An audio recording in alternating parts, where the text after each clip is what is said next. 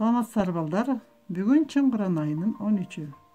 Биздин темабыз жардамчы этиштердин түрлөрү. Бүгүнкү сабактын максаты менен тааныша алалы. Этиштин татаал формаларын тутумда турган жардамчы этиштерди окуп үйрөнөбүз.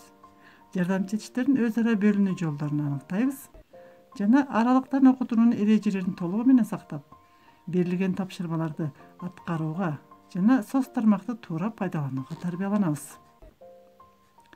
Жүктүн оорун нар көтөрөр, сөздүн оорун эр көтөрөр дейт элибизде. Жагдайга байланыштуу дүйнөгө кыйын кезең келип турган учурда башыбызды төмөн кылбай, мамлекет түзүп берген шарттарды туура сактап, сабагыбызды уланталы. Татаал этиштин тутумда турган жардамчы этиштердин колдонушундагы кошумча маанилери бирдей эмес. Ушул өзгөчөлүккө байланыштуу алар төмөндөгүдөй болуп 3кө бөлүнөт. Биринчиси кыймыл аракеттин узакка созулушу. Мисалы, ал окуп жүрдү. Экинчиси кыймыл аракеттин багытталышы. Бөлмөгө кирип келди. Үчүнчүсү кыймыл аракеттин качандыр бир мезгилде же сөз жүрүп жаткан учурда толук иштелип бүткөндүгүн билдирет. Биз окуп чыктык. Эми балдар көнүк иштеп көрөлү. 112 көнүгү. Көнүгүдө берилген текстеги жардамчы этиштердин кандай маанилерде колдонгонун аныктап, аларды маанилик түрлөрү боюнча дептериңерге көчүрүп жазгыла. 1-2 мисал келтирип кетейин. Бала көзү ачык бойдон жата берди. Жат негизги этиш.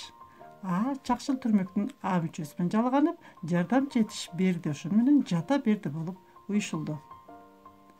Экинчи мисал. Комуз черткен бала эмне кыларын билбей, ал да момоюп отура берди. Отур негизги этиш. Чакшыл түрмөктүн А мүчөсү менен жалганып, отура берди жардамчы этиш менен бул кыймыл аракеттин узакка созулушун билдирген 2 мисал болду. Калган сүйлөмдөрдү да талдап, жеке номерге жөнөтө бергиле. Бүгүнкү сабагыбызда этиштин татаал формаларын тутумда турган жардамчы этиштердин бөлүнүүлөрүн окуп үйрөндүк. Азаматсыңар балдар.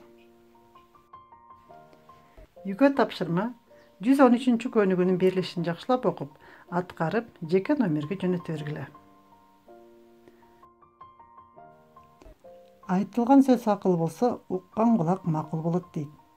Силерге сабагыбыз түшүнүктүү болду деп ойлойм. Саламатта калгыла балдар.